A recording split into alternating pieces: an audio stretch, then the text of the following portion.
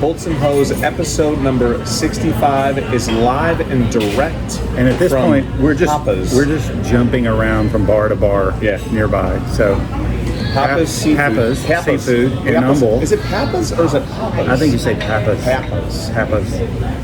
I think the Spanish way to say it would be Pappas. Pappas?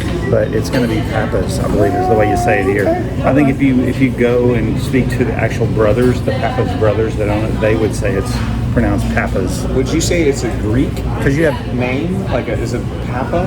Because that seems Greek. I don't know. We should ask Emily. Yeah, we'll ask her when she comes back over here. So we're here in support of Chris's daughter. My daughter has been a server at Pappas for, I don't know, about a year or so. And she's just moved into bartending. So she's working the bar right now. Which makes a mean Buffalo Trace Old Fashioned. Buffalo Trace Old Fashioned. It's very delicious. She's quite talented when it comes to the Buffalo Trace Old Fashioned. You know, I could probably drink these all day. Which is not a typical whiskey you'd use for an Old Fashioned, right? I think the proper way to make an Old Fashioned is you use a rye whiskey because it has that bite to it, and then you put the simple syrup in it to kind of cut that. I think they do this so they can charge a little more money. Same as Buffalo Trace. Yeah, it sounds fancier. Yeah, everyone loves Buffalo Trace. So. And it's smooth. It works. And it's a little sweeter than your normal, old fashioned. So delicious, man. I mean, I'm going to need another one. Oh, no doubt. 1 second. Yeah, works. We had Prime Expo yesterday. We had a great little trade show over in Pasadena at the Pasadena Convention Center. We haven't had a trade show, it seems like, in a long time. It's been a long time. You know, it always seems like they come in in spurts. We had maybe one in the spring. I don't know where. Did we even have one? Or was the last one Vegas? I think we did. Might have been. Prime last year, Vegas, and then Heat Exchanger World after Vegas. Yeah. And so this year we have the same thing. We have Prime, we have Vegas in a couple weeks, and then we have Heat Exchanger World, I think, end of October. Yeah. So we were a little rusty, but we fell right back into it. Yeah, it was. I mean, good.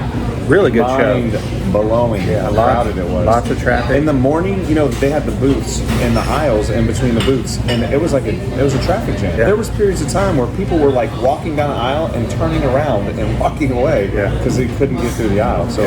And it was good quality traffic. It had a lot of end users. A lot of times it's just exhibitors walking around, right, and just visiting with each other. But this was genuinely had a lot of good end users there. End users, a lot of engineers, contractors, from plants, a lot of guys in FRCs. That's always a good sign. Yeah, you love the FRC. I mean, Pasadena is just such a great venue because it's just in the middle of all the shenanigans. Yeah, these guys are busy in the plants. It's hard for them to break away. But if you can put it right there, right outside their door, man, they'll break away from lunch or take a lunch, do a walk for the show for 30 minutes. They're able to visit with all their vendors at the same time, and it works out good. Yeah, I mean, it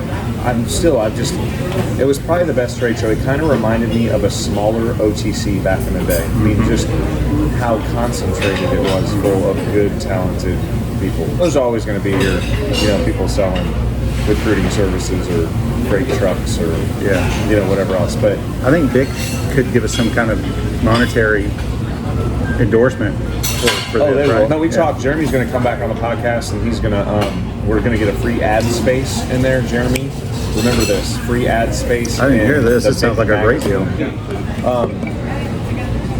I'm going to ask you over it. Okay. She's talking to a customer. Emily, is it Pappas or Pappas? Yeah. Gotta be. Wrong. Yeah. Again. I think it's tomato. I think it could go either way. Because, you think about Pappados.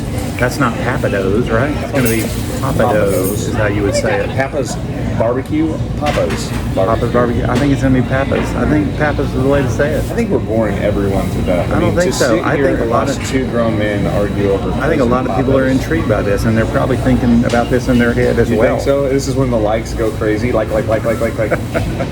Probably not.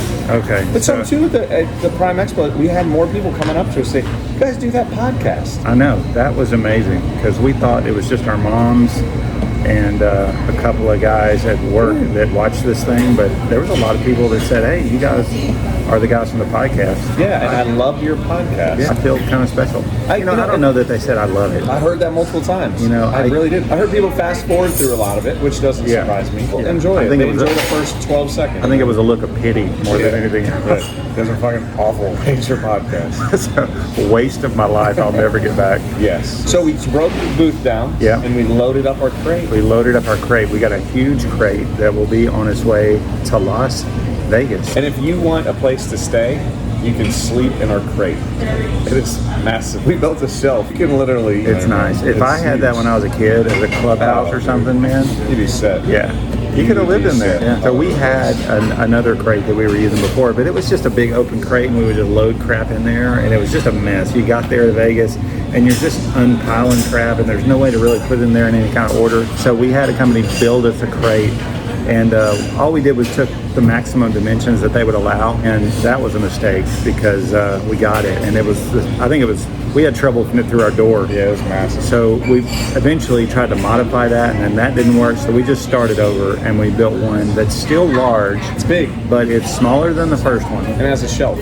And then we had them add a shelf so that we could not stack things in. Now we've got it fairly organized, and it's very robust. I think, forklift will pick it up. It won't get damaged in transit. Yep, it's a good move. Yeah. We'll have the putting green coming. Yeah. Have the cornhole boards. Cornhole coming. So it's gonna be a little backyard feel. We haven't really set it up yet, but we'll get it. We'll get it set up when we get there. We'll make it look nice. We got some big heavy metal tables. Do a raffle to hold some of the big parts. Impossible putt. Yeah. Should we do like a Yeti cooler or something again? No, I think you do like a $500 gift card. Okay. Something crazy. Yeah. It's going to drive a lot of traffic. Maybe Everyone has Yetis. No one wants to take a Yeti home because everyone's traveling.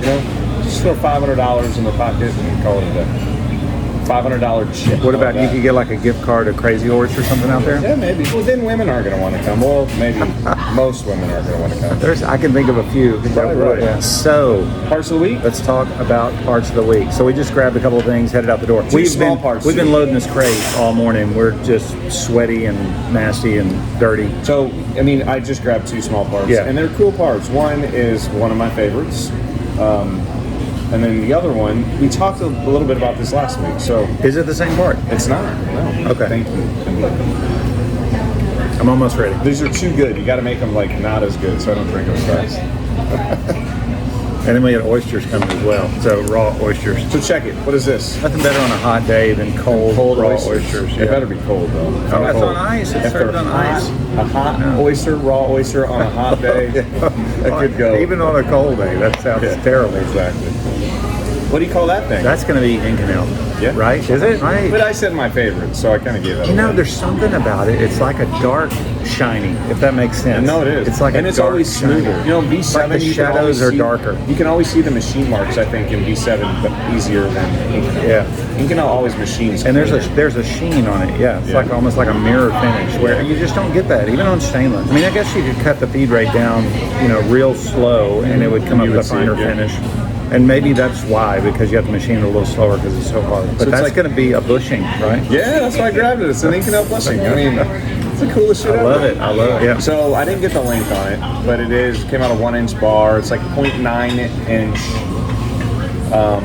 OD on the little flange. It's 2 inches, maybe 2 1/4. 2 1/4. I'm with you. What's the ID on that bad boy? That's going to be 5/8. No, it's not half inch. Half inch. I almost said half.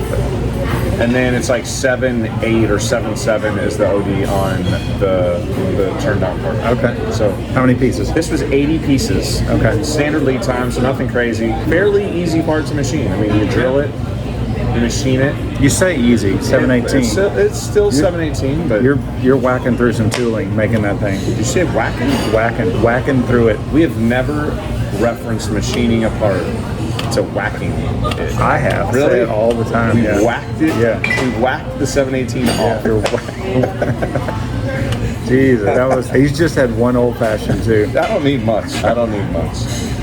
So I don't know if you guys paid attention last week. We did a very similar part. We had the lock nut where they machined it down, had the lip, put in the slots, and it's a crimping nut. So here, it's very similar, except this one is Monel 405. We brought in hex bar. The last order was 6150, if I'm not mistaken. What's the difference between Monel 400 and Monel 405? Yeah, I don't know what it is. I'm sure it's I've never heard of that. A sprinkle of something. Sure it is. Right? A sprinkle of magnesium. It's a Cooper nickel, right? Cooper. I don't think so. A Monel is copper and nickel. It's a mixture of copper and nickel. I'm pretty sure. I know K500 is considered a copper nickel. I'd look it up. Say that fast.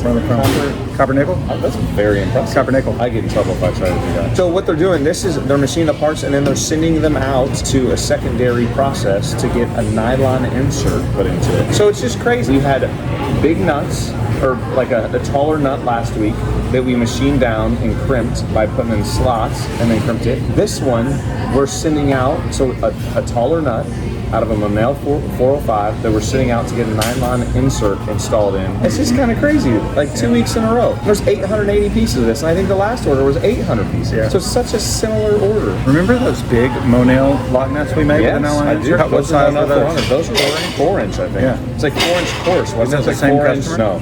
Okay. No, this is for a good valve customer that we have. And I think those Monel, that was going out, I think West Coast. Okay. So, yeah, different deal. Okay. So, similar parts to what we've shown in the past, but always little variables. Yeah, and Monel. Yep, right here. Look out, you're on our podcast. What's your name? John? Thank you. You're awesome. Appreciate you.